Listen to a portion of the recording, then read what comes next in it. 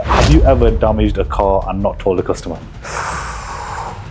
Well, I'll say the GT3 RS, and it's a personal favourite as well. I've got a controversial question for you. Yeah.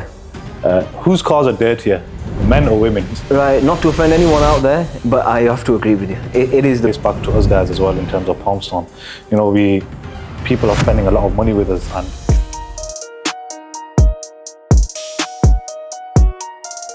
how's it going, everyone? Welcome to Palmstone's first ever podcast series from the ground up. And I'm going to kickstart this series off with a good friend and a family member of mine from Detailing Clinic, Jangeer. Thank you very much for joining us on this first ever show. Thank you very much, Umar, for having me. No problem at all. So again, I don't know how this is going to go for us. It's our first ever show. We're from Blackburn, where no one really does this sort of thing. So let's hope we get a good sort of turnout. And just starting off with Blackburn, how was it like growing up in a place from Blackburn, a small town like this? Yeah, growing up in Blackburn is good. You have as a child, we had a lot of playgrounds around, sports centres. We were able to go enjoy good friendship. We have there's a tight-knit community, so a lot of friends, a lot of family members, and yeah, it's a good place. Blackburn's a good place. I know a lot of people are moving from down south up north. Yeah. Number one, just because of cost of living, but secondly, everyone who does move down, they all say how much of a, like you said, tiny community Blackburn actually is. You know, there's a lot of mosques around, a lot of people who, everyone knows everyone basically. And I think when it comes down to business, I can speak for myself, and I don't know, I'll take your opinion in a minute, that it helps a lot because everyone kind of supports each other. Did you notice anything like that in your business? 100%. I think word of mouth goes a long way. A lot of people, friends, family, they will support you no matter what because of the tight-knit community. And Blackburn is a small town, so a lot of people will just, well, for me anyway, they supported me literally because it was me. Well, to be honest, look, exact same. When I opened my first shop, Vapors Paradise, I feel like a lot of people only came and shopped at Vapors Paradise simply because it was me. For example, friends, family members, they supported me, and then it come to a place where, because of them, we managed to grow from 2 shops to 3 to 4 to even 5, and it's brought us to where we are, and that helped us. That was like a stepping stone. And if it was in a bigger town like, I don't know, London or anywhere else, it would be a lot harder because everyone is so far apart and caught up in their own life, whereas my shop was right in the centre and everyone kind of just nipped in, and even if it was just a show face, they showed their support. With Detailing Clinic, obviously I'm not told I'm not told the viewers just yet, you do detailing and you go from detailing normal cars to upwards of 300 to 400,000 pound cars. Where did that journey begin for you? Well, you know what, I'm not sure if you remember, Umar, but you were actually one of the ones who pushed me to start that journey. I initially was working in a call centre. To be honest with you, it wasn't my, I've been a hands-on person since a young age. I started cleaning my cars, my dad's car, my brother's car, even as you'd remember your own, my friends' cars. It was just from a young age. I don't know if I have OCD, but it's not been diagnosed yet. But it was just from a young age. I started cleaning. I had a habit of clean cars, even my house clean. And literally, that's what kicked everything off. I started cleaning the cars, and from there on, started doing it off my sister's drive. I still remember, started cleaning cars there, so customers would come, drop their car off, I would clean there. Then started, it picked up, as I said, because of word of mouth. I used to get a lot of customers. From there, I ended up buying my first van. I started doing mobile valeting, where I would go to people's house and clean their cars there. It was a lot convenient for people, so it built up from there. And now, alhamdulillah, at this stage, I've actually just opened my second branch in Blackburn, where I do more of the unit-based detailing, so the polishing, ceramic coating, and alhamdulillah PPF as well, which is the more high-end premium area of my business.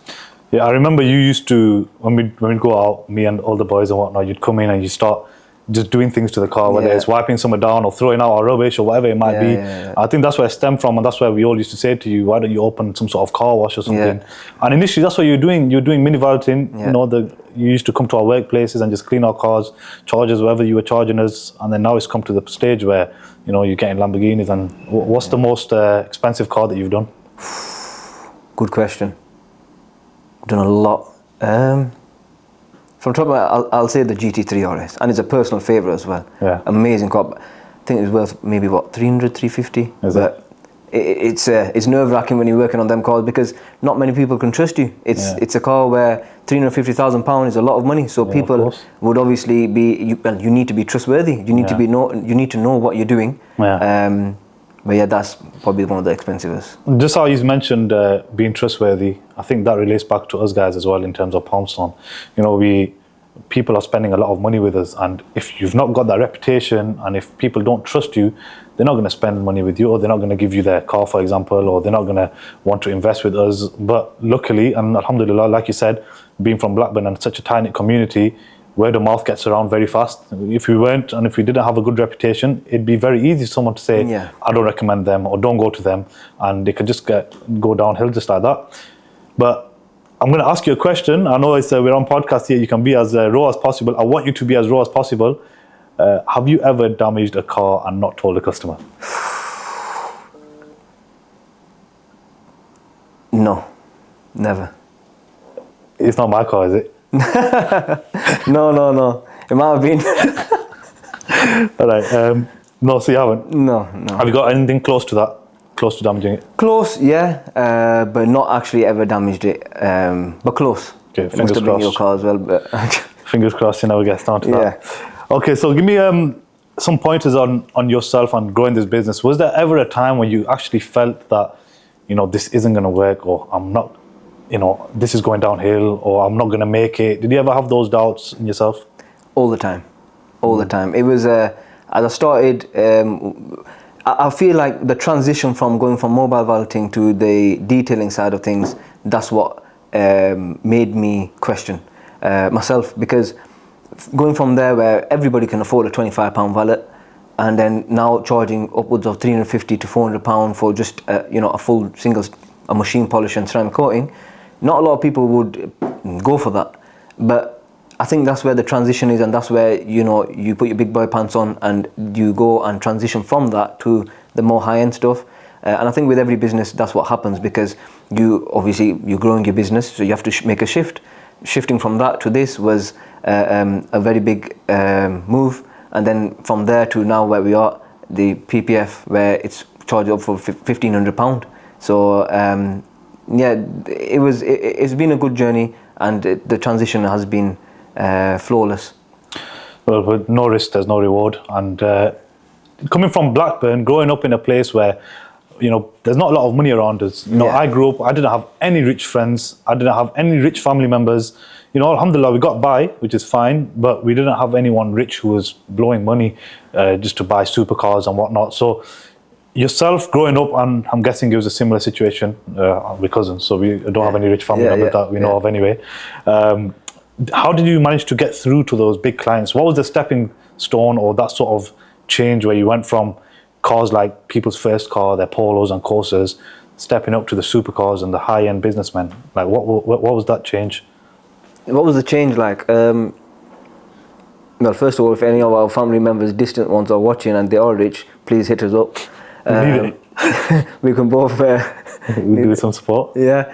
The change. So the question, what was it again? Sorry. Like, how did you go from doing cars such as Polos and Corsas, people's first cars, to then having these big businessmen trust you and give you their Ferraris and Porsches, etc.?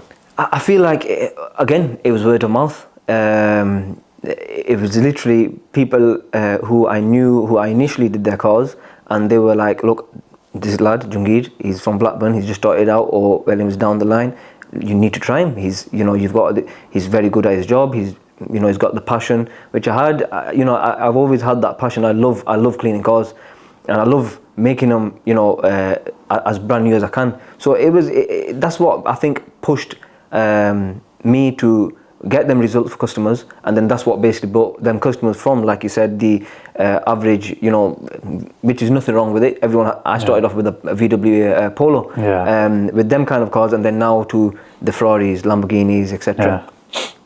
Can people with Ferraris, can people with Polos still come to you right now? 100%. Whether you have a Toyota Yaris, which a Toyota Yaris is actually on my monthly plan. So I go out every month and I clean that Toyota Yaris, and he's been a long time customer. That customer can be my customer, and you have a Nissan Micra, or if you have a Bugatti. every single person is my customer. I'm happy to cater for everybody. Fair enough. Would you say you've made it in business? Do you think you're up there now and you think that, you know what, I've made it? Or do you feel like there's a long journey yet to go? Good question. I feel like it's still a long way to go. From where I've started, 100%, it's a lot better. Like, you know, again, mini valets from a driveway, then started mobile valeting to people's houses, from mini valets again on the driveway, and then doing detailing on the driveway again. And now, obviously, the unit where I had in Oldham, my first unit, and now in Blackburn, there's still a long process to go, and we're only just getting started. Getting started. So, inshallah, I have full belief, and inshallah, it will work out. But I feel like, yeah, maybe another year or two we'll make it. Inshallah. I've got a controversial question for you. Yeah. And I want to answer this as I ask you this, and then you can tell me the actual answer. Right. Whose cars are dirtier, men or women? And I want to answer first. Yeah. I want to definitely say women's cars are dirtier. The reason why I'm saying that is, I'm not starting a lot of women's cars. I'm just saying that. The reason I'm saying that is, you know, we spend a lot of time in our cars. It's like a second home for us, almost.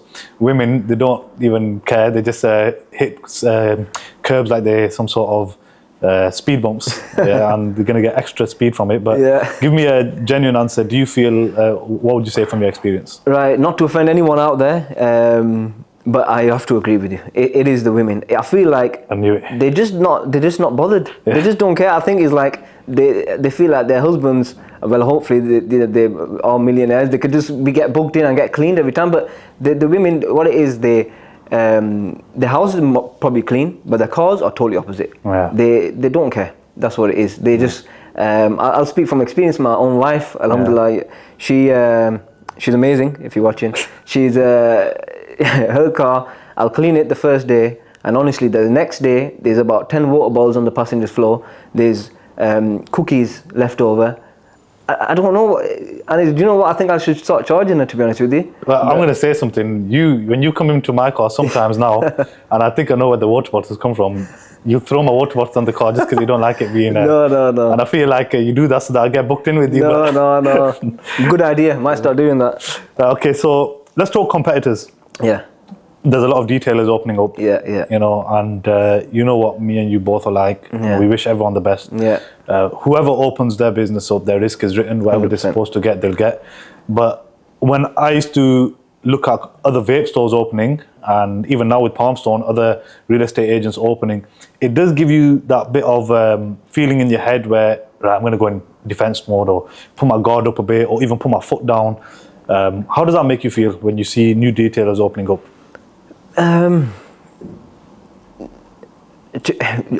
Whoever knows me, you know me very well, Umar. A lot of people around Blackburn, a lot of the valeters, whether they're mobile, whether they have a unit, a lot of them know myself, that I always introduce myself to them. I'm a very outgoing person. I wish the utmost best for them. I actually go out my way to even help people. I don't think of, because look, you know yourself, as you said, the risk is written.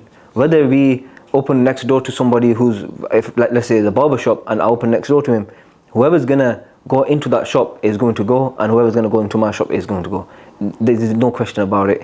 But for myself, I feel like I'll help anybody, no matter who opens, and the pressure that you have, that okay, you know, this person's opened up, I feel like it doesn't affect me. Maybe it should. Yeah, sometimes in the back of my head I think, okay, you know what, this guy's opened up, what will it be like? But then I think to myself, I focus in my own lane.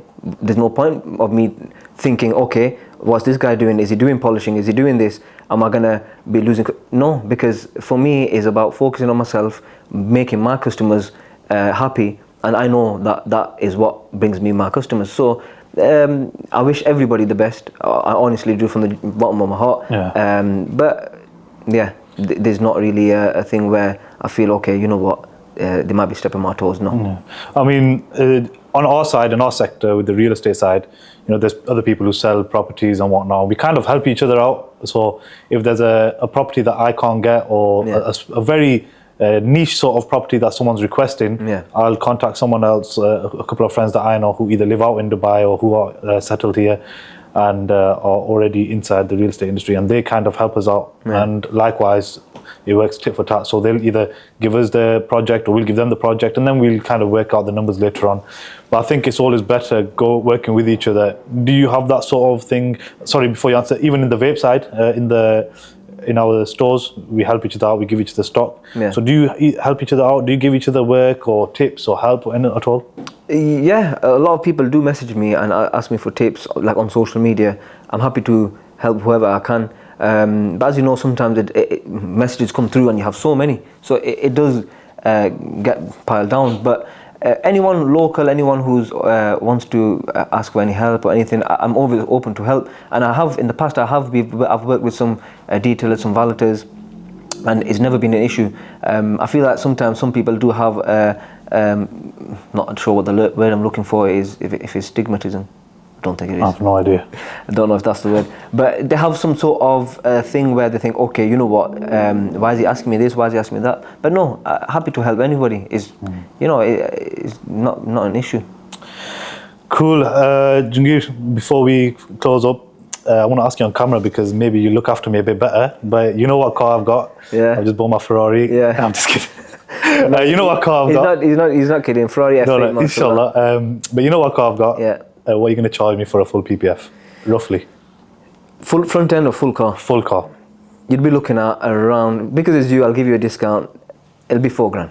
$4,000? Yeah. Right, okay. And you were asking me last week about property in Dubai, so let's do this. And Yeah. I'll put that towards your deposit.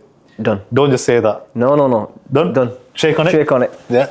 Perfect. Thank you. Jangeer, thank you very much for coming Thank on. you Like very I said, it's our first show. I don't know. I hope the people like it. I appreciate your time. And next time, hopefully you've got your own thing going, podcast, and I can jump on with you. Inshallah. But thank you very much once again. Yeah. And guys, we'll see you on the next episode. Appreciate you watching and see you soon.